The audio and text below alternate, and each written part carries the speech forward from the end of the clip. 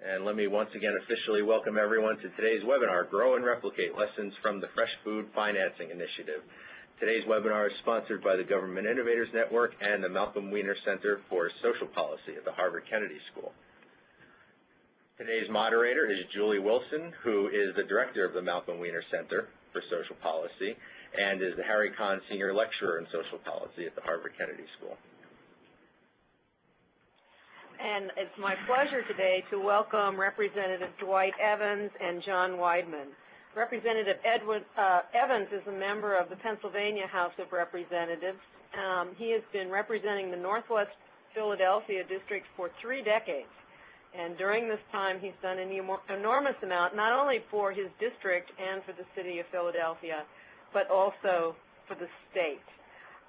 He's focused in particular on education, on efforts to stop handguns, and on parts of the social safety net. And what we want to be talking with him about today is the work that he's done to try to bring quality food to underserved neighborhoods. Representative Evans will be joined by John Weidman, who is the Deputy Executive Director of the Food Trust. The Food Trust operates 30 farmers markets. It provides nutrition education in the schools, and it's working to try to bring supermarkets to underserved areas. These two gentlemen, Dwight Evans and John Weidman, have been working together to make sure that families throughout Pennsylvania have access to high-quality food. And they're here today to tell the story about how they did this and where they're headed next. I'm not sure which of you is going first. Okay, I'll start. Thank you, Judy, for that introduction. My name is Dwight Evans, as just been described, so what I like to do is take a few minutes to kind of go through how the relationship came about between myself and the Food Trust, and then from there, John will pick up the second half, then we'd like to get into some discussions and dialogue.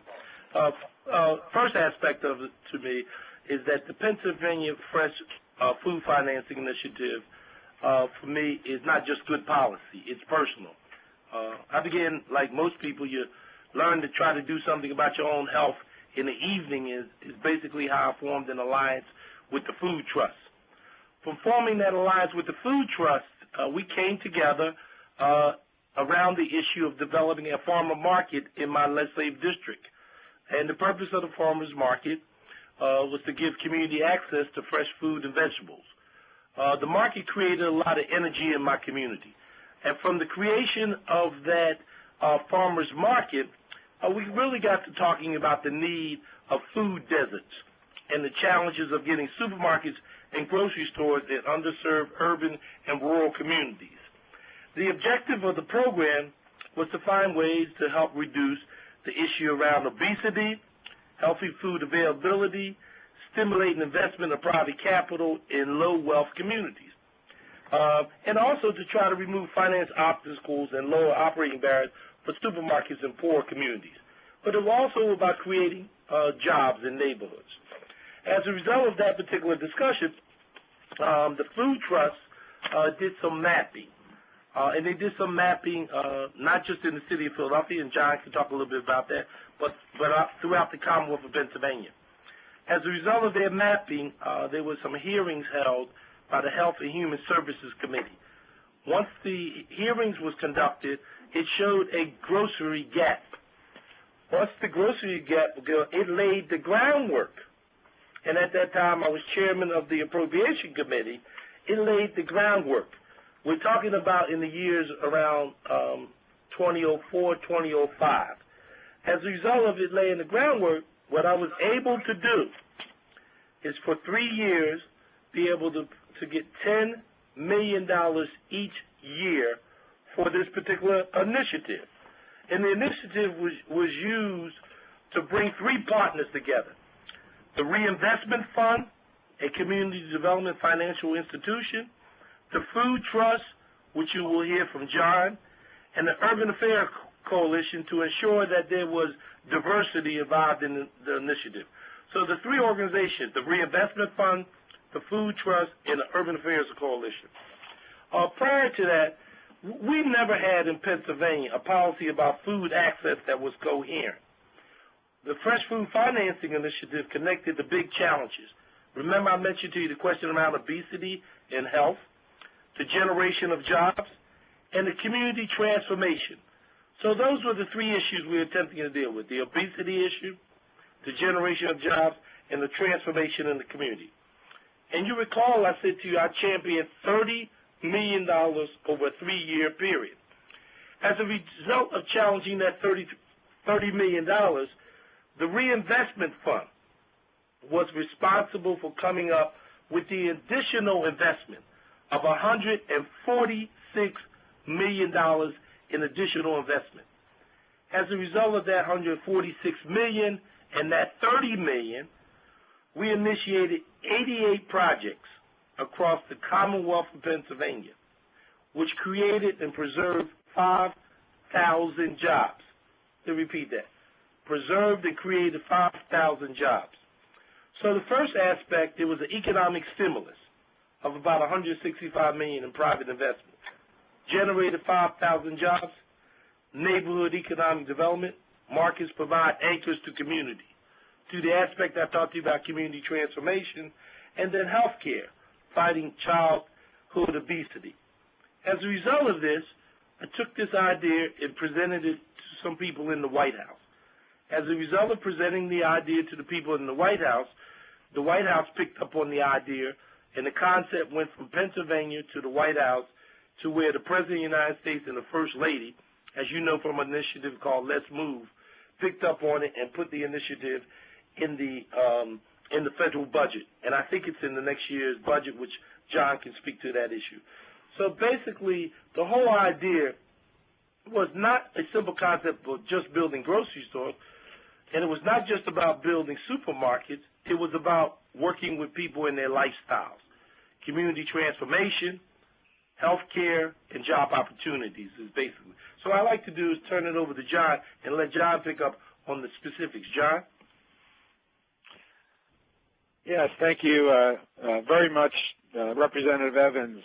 And very, very pleased to be here today and be speaking with everyone today about this fantastic model, the Pennsylvania Fresh Food Financing Initiative. You know, one of the things that we did, as Representative Evans mentioned, the Food Trust comes at this issue from the health side. We were working with him on farmers markets, realized that a lot of the neighborhoods in Philadelphia needed a full-service grocery store to really meet their needs. And one of the things we decided to do after doing some mapping to really highlight where these areas of areas that had the least grocery stores also had the highest rates of diet-related disease like diabetes and heart disease. We wanted to pull together a group that included the grocers and really get their opinions on what would work. What are the barriers to why grocery stores aren't there, and what kinds of public policies would alleviate some of those barriers and help us get some progress. And that was a group called the Food Marketing Task Force, brought together a lot of grocers, public health folks, and government people. And we came up with some policy recommendations, one of which was doing something similar to this idea. But really what happened at that point is the stars really aligned. And certainly we were very fortunate in Philadelphia to have Representative Evans, who's a real visionary in the public policy world, to not only see the opportunities here of making people healthier and creating jobs and creating economic community development, but also coming up with this unique structure of having government partner with nonprofits that we really feel is one of the key features that has led this led us to have so much success in Pennsylvania, and as I'll talk about in a minute, why this model is really expanding around the country. I want to spend a few minutes, though, just to give you a few examples of some of the projects that we were able to do out of the close to 90 projects in Pennsylvania statewide. The picture here is a grocer that people who are interested in this issue of food access now know he's sort of become a superstar. That's Jeff Brown of Brown Family ShopRite. And he's standing with community leader Maggie Powell from the Eastwick community. in the ShopRite of Island Avenue, which is one of the first projects that was launched through the Pennsylvania program in 2004. One of the secrets to Jeff's success is his knowledge of the community and his genuine interest in working with community members. He has community meeting spaces in his supermarkets, and he listens to what products his customers want. He even brings in business, local food business ideas and products from the community. And this store was a 50,000 square foot store that really transformed this community badly. It had lost a supermarket that was an anchor in the community, and Brown Family ShopRite was able to come back through the Fresh Food Financing Initiative. One of the residents there had often told this story of how she had to pay people to drive her miles to the nearest supermarket to avoid long bus rides. And she would say, how can you carry $150 worth of groceries on a bus? Now she can walk to this store and, get fresh vegetables to feed her family. Another project was called Kenny's Market in Gettysburg, Pennsylvania. This is a smaller city in Pennsylvania. And this was a store that had been a family-owned store, been around for a generation or two.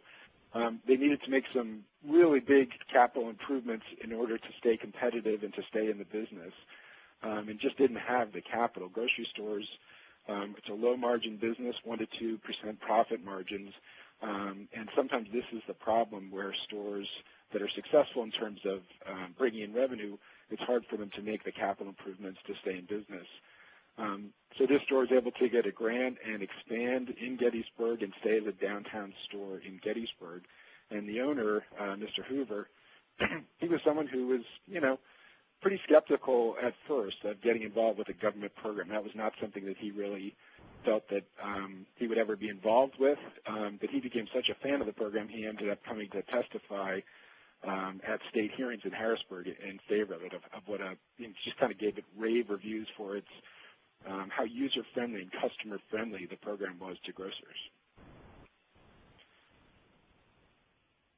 The Bloss Holiday Market in this picture, this is a kind of a rural county in Pennsylvania, an example of many of the projects were in rural areas that were losing their downtown fresh food access. There's about 1,400 people in the rural community of Blossburg, and the owners were planning to close the store down. Would have meant a loss of about 30 jobs, as well as a loss of a place where seniors were using it a lot with food stamps and special vouchers that the Salvation Army was providing. So there's a real community standard here, the Bloss Holiday Market. And with the program, a young couple who were interested in expanding their business, the Shouts, got a grant to keep this store going and maintain that sort of walkable fresh food access for the community of Blossburg. And then there's also some alternatives. Most of the projects were more traditional grocery stores, but things like farmers markets, CSAs, and this slide is of a corner store initiative that was funded through the initiative. The Food Trust was doing a lot of work with children who were spending a lot of time and money in local corner stores, most of which sold primarily junk food. Through the initiative, we were able to install these barrels that are pictured in the photo there, refrigerated barrels that could store or that could provide fresh fruit salads that would sell at sort of a affordable, kid-friendly price. And these things started really selling off the shelves. And the store owners, the corner store owners, were very interested in how they can provide healthier food for the community. And this initial pilot program has now expanded with a partnership with the Philadelphia Health Department, so that we're now working with about 500 corner stores in Philadelphia.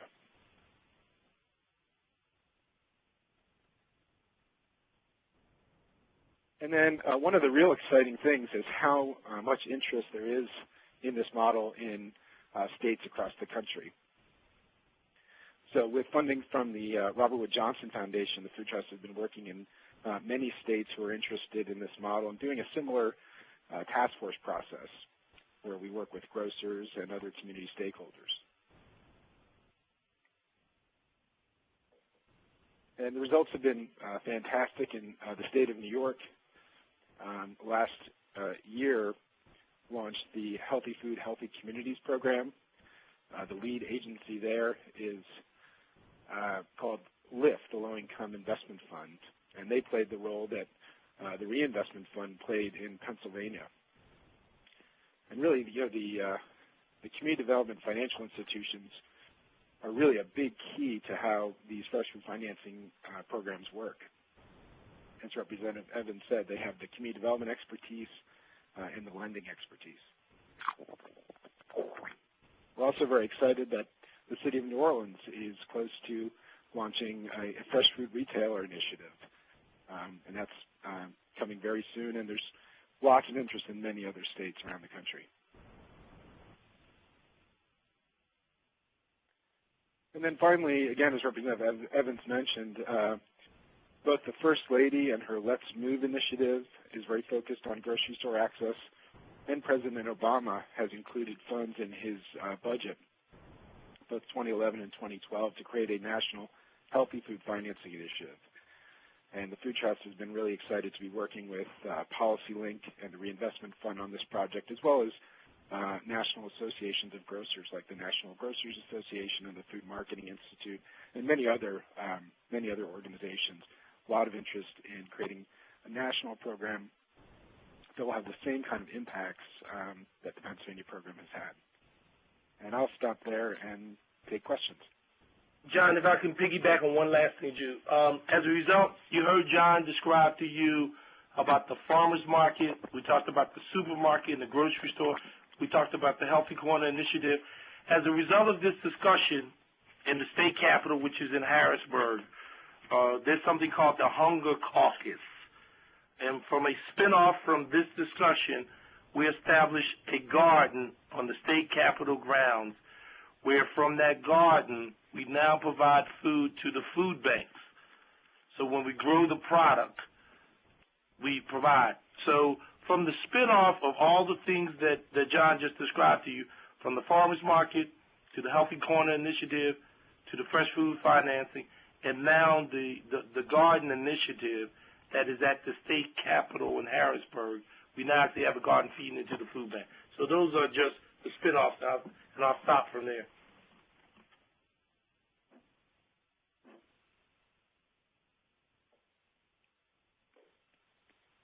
Hello? Sorry. I'm sorry. We accidentally had the mute on. While we're waiting for questions to come in from our viewers and listeners, I have a few questions for you. My first one is, how do you go about selecting sites for your initiative, and what is the process of pulling the community in as you do that? I guess, John, you should answer that question. It was the way the program works is it's it really works in concert with the free market and with the grocers. So there's eligibility criteria, which depend on the site being low to moderate income, as well as underserved, so there's not other grocers. And then applicants are allowed to apply and go through the process, and so it's sort of on a rolling basis. We can I just interrupt? Is an applicant a community or is it a potential grocer? Yeah, the applicants tend to be primarily the grocers, although there are all these different alternative models. So something like a community development corporation could apply, or a nonprofit group, a community-owned co-op. I would say to you, at least in the case of Philadelphia, our probably best two operators, though they are independent, each of them have about 11 stores. At least, and John can speak a little bit more from a state perspective, they have probably been our most aggressive candidates. The one where you saw the First Lady on that particular video, where basically that's a shopping center that was started by an African-American minister back in 1968, and it's an African-American shopping center started by a church organization. So we got together, that organization, a not-for-profit, and that grocer got together, and they in return rebuilt that supermarket. And then that's exactly right. And then the other thing the Food Trust was doing, in addition to reviewing the applicants to making sure that they were eligible for the program, we were also going around the state and meeting with communities who needed grocery stores and finding out what is the best fit for that community, because it really is not a kind of a one-size-all-fits problem. You really need to work with both the grocers and the communities to get the best fit for that community. Representative Evans has a great example of the Progress Plaza Fresh Grocer, which is the one Michelle Obama is in this photograph. That was a community-owned shopping center that had lost their grocery store about 20 years ago and had been working diligently to try to bring back a grocer. And now the store, it's a gorgeous store, and it's packed with customers every day. What are some of the other hurdles that you've had to address as you've sort of moved food opportunities into communities? I think that probably the number one issue is putting the financial package together. And you kind of heard John talk a little bit about that because it's very competitive in the retail side around the issue about food. And basically, I think that what the Reinvestment Fund did is they used this from a grant initiative, low-interest loan, and then they used the new market tax credit program. And they used market analysis in terms of leveraging capital.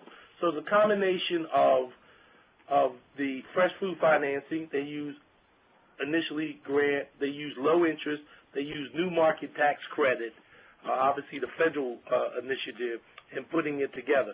But you also needed to have people who had the expertise. It was very important that the grocers knew exactly what they were doing and going in the market. And the two ones we talked about, ShopRite, which there was a picture of him, Jeff Brown, who really knows a great deal about marketing and driving, because you're not going to subsidize this to success. Let me repeat that. You're not going to subsidize this to success. You can get it started, but the reality of it has a lot to do with who that operator is. As you are creating jobs, not just the jobs in the supermarkets themselves, but are you also encouraging or seeing more of the grocers purchasing local produce? The answer is yes. There's a high school in my Let's Save district called Martin Luther King High School. About a couple years ago, we just developed a greenhouse there where the young people are learning about farming. Matter of fact, they even hired a farmer, learning about farming, and some of that product is sold at ShopRite. The gentleman named Jeff Brown, who you saw, some of the product from Martin Luther King High School is sold at that particular supermarket, which is no more than 10 or 15 minutes away first. Secondly, I know that in both these gentlemen's cases, Jeff Brown and Bat Burns, they both buy a lot of local products from various vendors. They also have a way of developing local vendors that they grow and develop through their particular supermarkets. That's correct, and as these programs are being replicated around the country, that's definitely a piece that there's a lot of interest in, and we got a lot of questions about that, and certainly we always encourage all the applicants to be part of the Pennsylvania Preferred Program, which encourages local purchasing.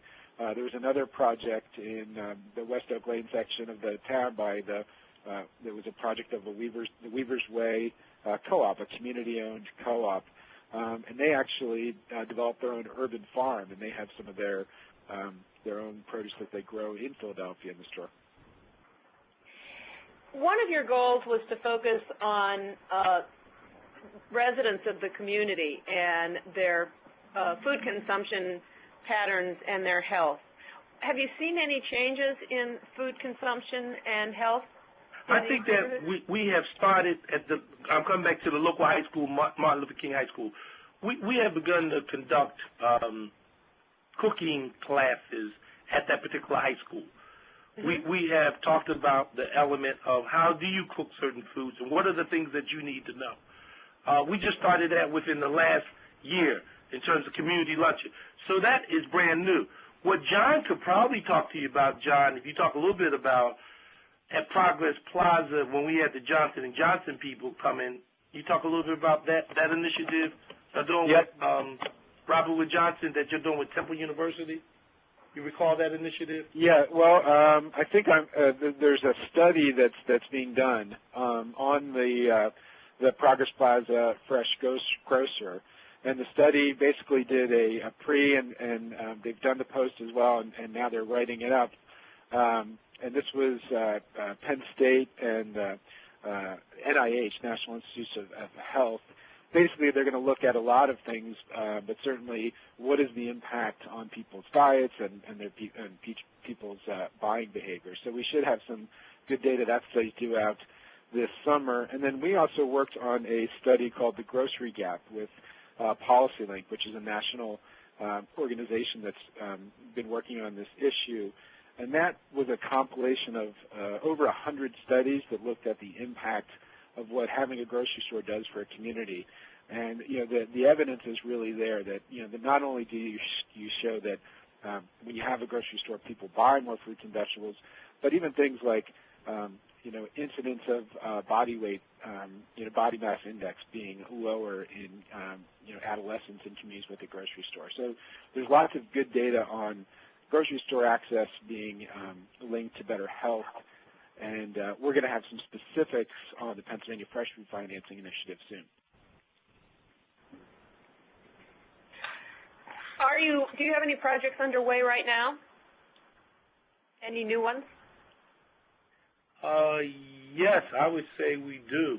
We have one where Jeff Brown is expanding his particular facility, and then we have another one where Pat Burns, who's the fresh grocer.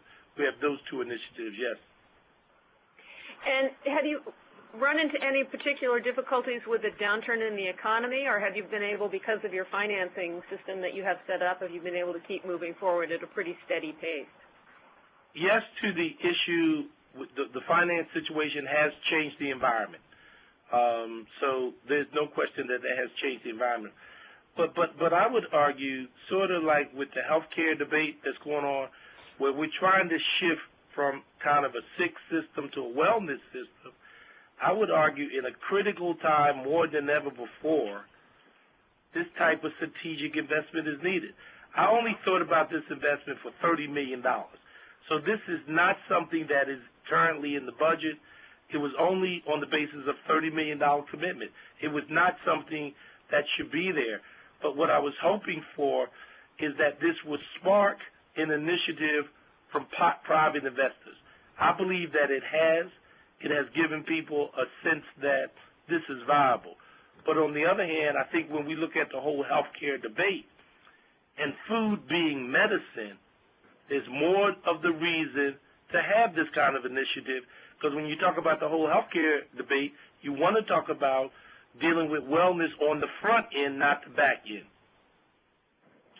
That's right, and we were certainly concerned as things got worse with the recession. What impact would that have on some of the stores that were funded? And they're doing very well. I think part of the reason is that sometimes people's buying patterns shift during downtimes, and it might mean you eat out less, but things like staples and canned goods that grocery stores also sell, people sometimes buy more of. Then you also have things like the federal stimulus program and more funding for things like food stamps, and that helps a lot with the economics of grocery stores in some of these underserved areas.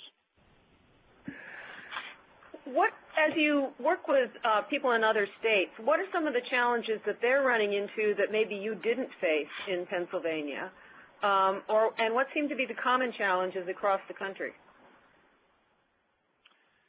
Yeah, that's a great question, and I think our discussion about the recession, we sort of alluded to this, that it is certainly a different economic climate than it was when the Fresh Food Financing Initiative was launched, and at that point, the Reinvestment Fund was able to leverage on the private sector 3-to-1 to the government dollar. It's not, we're still finding that these programs are very viable, but the private sector match hasn't been quite that high. So, for instance, in New York, the Low-Income Investment Fund was able to match $10 million of New York State money with $20 million, working with primarily with Goldman Sachs. And so some of the, those are some of the challenges that we're dealing with in the other states. In terms of the commonalities, though, we found that this issue of not having adequate access to grocery stores in both urban and rural low-income areas, there's, this is a very widespread issue, and this solution that was developed in Pennsylvania seems to be something that's a very robust model that can help in a lot of these communities around the country. But I also think with the First Lady raising the profile of this issue around childhood obesity, and that is a question about access. We could certainly talk about how do you address obesity, but you also need to have choices available in these communities to address these food deserts. I think by the First Lady taking this as a raise the consciousness to make people think about it. Secondly, I think that the garden at the White House, all of these things just raise the consciousness, in my view, of policymakers, and that this doesn't become a partisan issue. It becomes an issue that we know this is a challenge for this country. I have from one of our viewers, a technical, well, maybe not a technical, but a quite precise question. She's saying that access to wholesale distributors is a major problem in Oklahoma for small business owners due to minimum purchasing requirements. And she wants to know if this was a problem in Pennsylvania and whether it's been a problem in some of the other states you've been working in. John, can you speak to that? Yes, that is something that we've encountered around the country. I think, again, one thing that's great about the Fresh Food Financing Initiative is that it's an incredibly flexible model. So, again, it wasn't sort of a one-size-fits-all, the government saying, we're going to give you X dollars to do this. The program is very flexible, so it can cover a range of the barriers that fresh food retailers are going to encounter. So that can be anything from, one of the things we found was kind of a surprise was that job training was a big piece that grocers were saying they really needed. And things like land assembly, getting together the parcels of land necessary to have the footprint you need for a store, security, all these different things, and the program was flexible. So it basically said, we're going to help you. What's your gap? What is the gap you need to sort of start up and get up and running? And the program funds were very flexible, so it could help the store get going. Once these stores get open and get past some of these barriers, which the barrier you mentioned of the wholesalers is one of them, once they get going, we find that they're very sustainable and successful.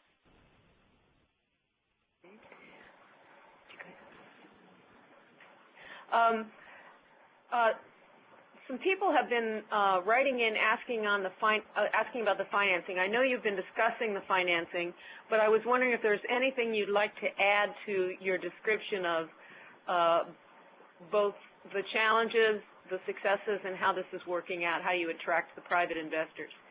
You've been very clear in saying the market is here, that one of the challenges is that grocers had underestimated the purchasing power of some of these communities, and the purchasing power is in fact there. It's developing getting the capital to get it started. I think, and John could obviously jump in.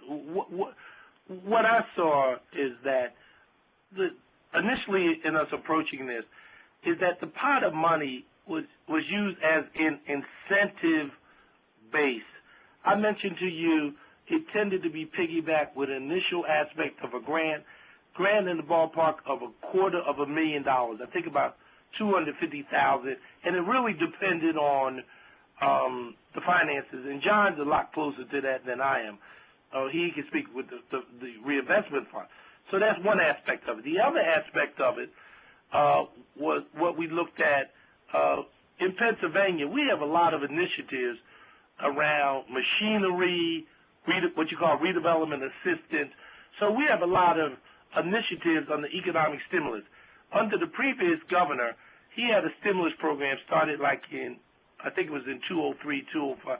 So though the fresh food financing may have been the first step, there were other things you could access in terms of the what you call the melt program, the machinery program. So there's other aspects in putting this package together. This was one part of it. John, you want to piggyback on that, Nick?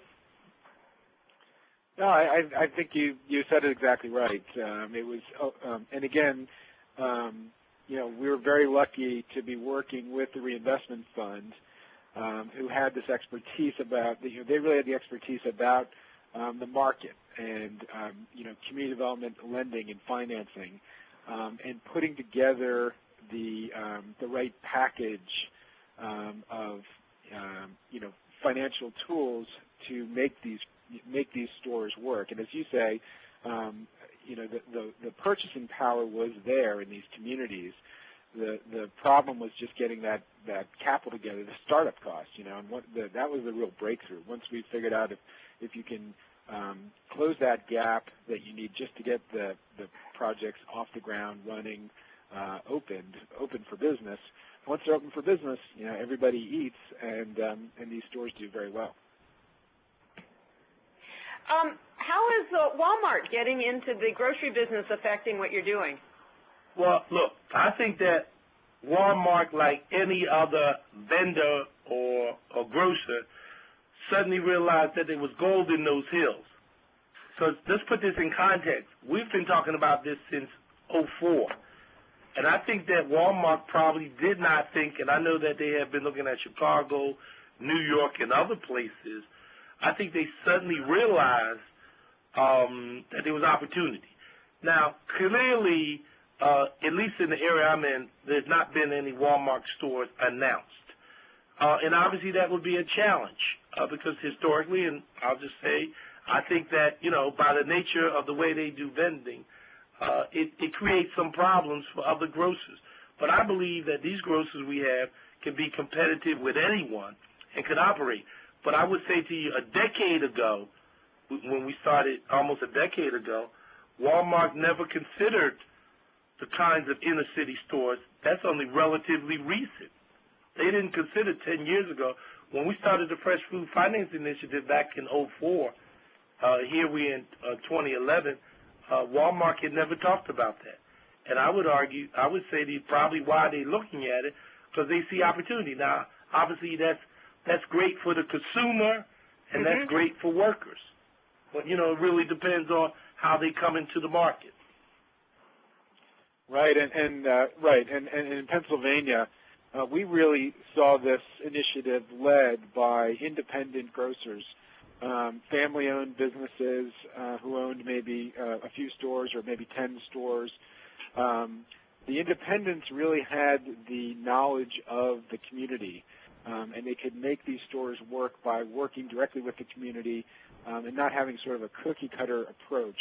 And we feel that was a big part of the success. Now, as some of the bigger chains are getting into this, they'll probably be looking very closely at the Jeff Browns and the Pat Burns to see how did they do so well. And as Representative Evans says, I think that's great for the consumer. And I think some of the things Walmart is doing around in-store marketing around helping consumers choose healthier. Again, that's something that we saw pioneered through the Pennsylvania Fresh Food Financing Initiative. We think it's great, and it's a really great wave of the future. One of our viewers is asking about the relationship between access to food and food insecurity, and wondering if you've seen improved access also lead to improved food security, or have hunger relief organizations joined and gotten on board with this? And are they working in the communities? How does this work? What are you seeing? I say yes to your question. I think that, look, if you really think about it, it's how you organize your strategy of attacking this problem. And I think what you see taking place in Pennsylvania is back in 2004, as I said, the Food Trust and myself have come at it two different ways. The Food Trust came at it on the respect, Nick John can speak so, from a kind of healthy aspect of the community. I came from it from an economic standpoint. So we both came together, them on the healthy side, me on the economic side, so we kind of came together. And what the spinoff value has been, because Pennsylvania basically is an agricultural state, is we have gotten in, as I said, with the food markets, the Healthy Corner Initiative, gardens, you name it. So what it has been is a catalyst for all the groups dealing with hunger, food banks, and all that have now been part of a broader aspect. There was never before a Hunger Caucus in the legislature. They're now, in the last year or two, a Republican senator from Lancaster County, which is a very important county in terms of food, him along with an urban legislator from Philadelphia have formed what you call the Hunger Caucus. So the spinoff value has been all of those kinds of things that have happened since 2004. I mean, I think a lot of these things have been there in the community, but as a result of this fresh food financing initiative, the Healthy Corner farmer market, all of those things have now begun to converge together. Exactly. Yeah. I mean, I feel the anti-hunger organizations are strongly in support of these kinds of programs to get grocery stores into communities. And you know, what better way to prevent hunger than to get someone a job? And that's, you know, the grocery stores offer some really good and much needed jobs in these communities.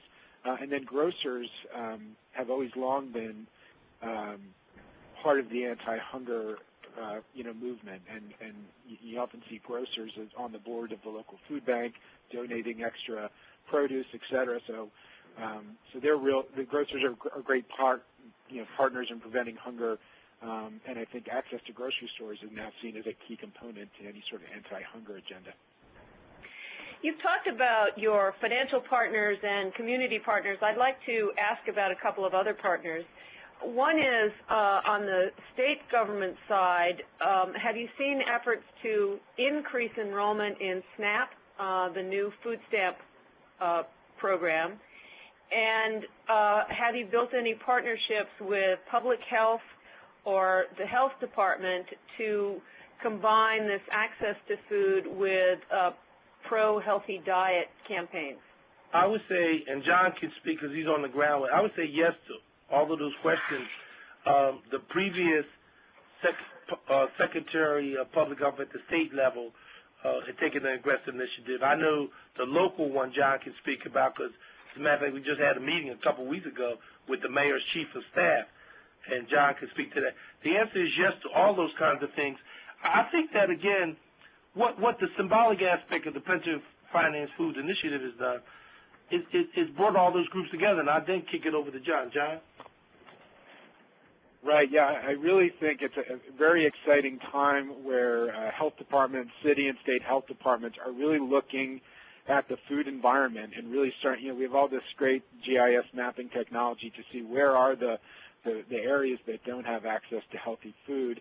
And now, Mayor Nutter of Philadelphia and his team at the health department have really focused on this through a project with the Centers for Disease Control, citywide Get Healthy Philly campaign, where they're, and access is a key part of that. So grocery stores, but also corner stores, farmers markets, incentives for people to purchase healthier foods. So yeah, it's an incredibly exciting time, and this is happening in health departments all across the country.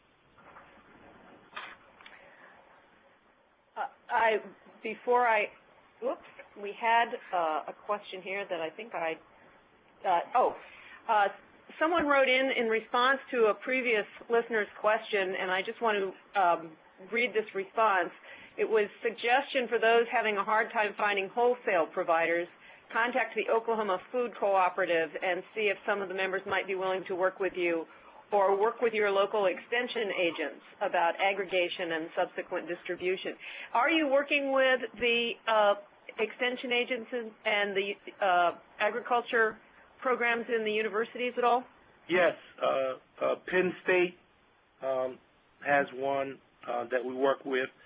I know that John can speak to that. But remember I mentioned to you the high school called Martin Luther King High School, and we have what you call Saul Agricultural School here, which has like the largest future farmers of America, and Saul is located right here in Philadelphia.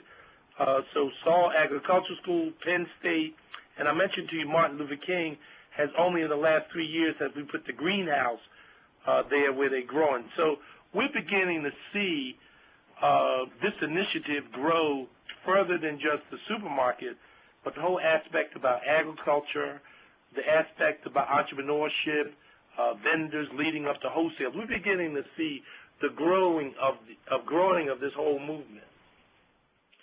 And yeah, there's also a real innovative project in Philadelphia that's doing some of this kind of aggregating local food at the wholesale level and then distributing it out to Jefferson Hospital as well as the school district of Philadelphia. That's a nonprofit organization called the Common Market. It's a partnership with the Share Food program here in Philadelphia. They bring in locally grown food and aggregate it and then distribute it. And one of the places they're distributing it to is a farm-to-school program in 25 high schools in Philadelphia. So, yeah, I think just as Representative Evans said, that all this stuff is really kind of connected and feeding off each other here in Philadelphia. So it's really creating a positive spiral on the issue of hunger and food access, is what you're saying. Yeah. Where do you go next? What are the next big challenges in Pennsylvania? Well, I think that, as we said, we want to obviously do some evaluation to really look at things that have worked and things that have not worked, and how can we organize it. I'm extremely excited that this has been elevated to the level of the White House and that the President and the First Lady has put in the budget first. Secondly, I've been dealing with the National Conference of State Legislature. We've had a number of workshops around it in terms of legislators looking at statewide. And I know that when Governor Rendell, who's no longer governor, and Governor Huckabee, at some point, the governors had it in their initiative. So from a state standpoint, from a governor standpoint, and a White House standpoint, I think on a policy standpoint, it's now been elevated to that level. We know that the Robert Johnson people, and John can speak to that, have had an interest, and we had a meeting with them not too long. But I know on the governmental side that it is slowly moving on the policy. What I hope to do is obviously get it incorporated in people's DNA, and that it becomes a part of the norm, not as an afterthought. John?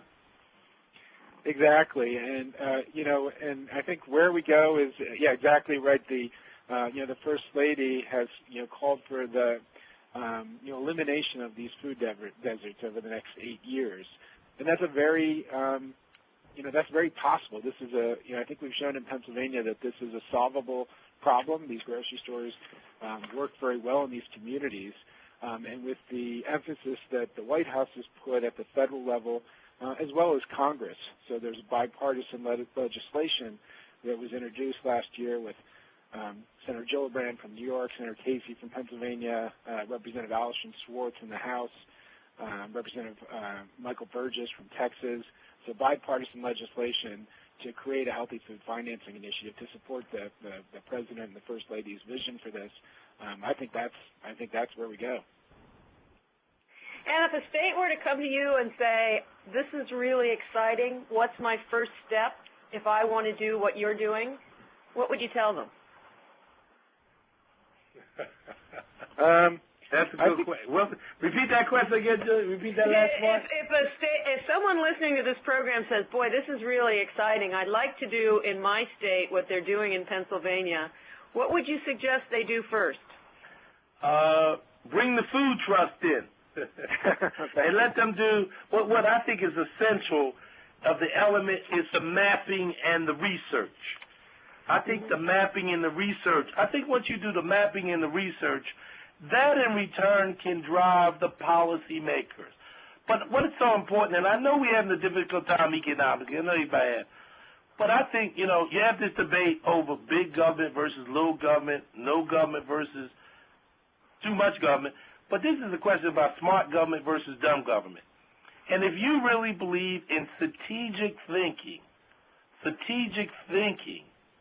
I believe the analysis that the food trust can do, and I'm not talking about money first, I'm talking about the power of the idea.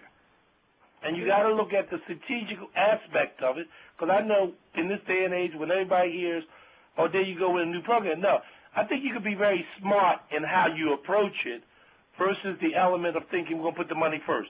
And the reason I would say the food trust is because they have the capacity and the research ability to make an assessment, and then you let the assessment drive the element of putting this together. And I would say the next call would be the Reinvestment Fund. And the great thing is there's a national network of community development financial institutions called Opportunity Finance Network. And there's lots of interest with the CDFIs around the country in getting more involved with access to grocery stores. And they're such a critical, component to making this work. And then certainly bringing the grocers together. Mm-hmm. It seems to me that one of the really innovative aspects of what you're doing, as you answered this last question, is partly through the mapping and research, you're finding out where there's market demand that's not being met. Correct. And then secondly, you're basically saying to the private sector, there is market demand here, we'll help you get started, but then you're on your own. Correct. We'll help launch you and create this opportunity. So it's not really government coming in and running grocery stores like the military commissaries, but really providing information to the market that the market doesn't have. Is that a fair statement about where the I would say to you yes, because I would argue, a lot of these times, to me, in urban and rural areas, it is sometimes market failure.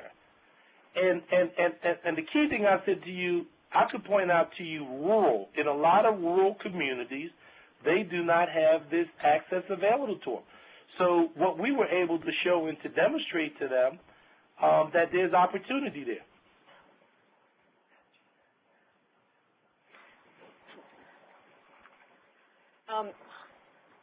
John, do you want to add anything to that? No, it's an okay answer. Yeah, I thought he hit it on the head. Okay, great.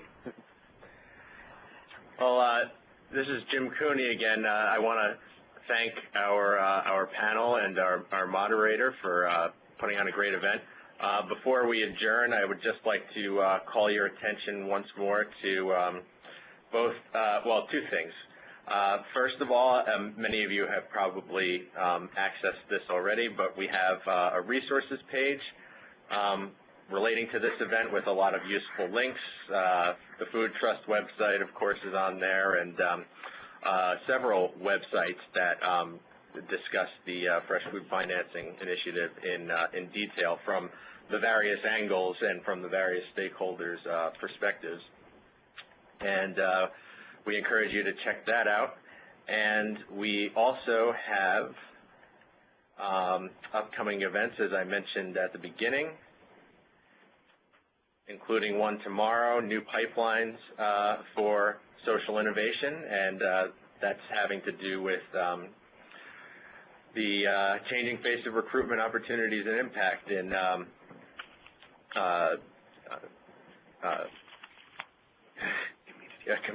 solving community problems, and in addition to that, we have events on economic development and school reform in Detroit as well. So keep an eye out for those. And Julie, I'll turn it back to you to say well. Thank you, Representative Evans, and thank you, John Weidman. This has been a really terrific discussion, and we wish you all the best. Thank you. Thank you very much. Thank you.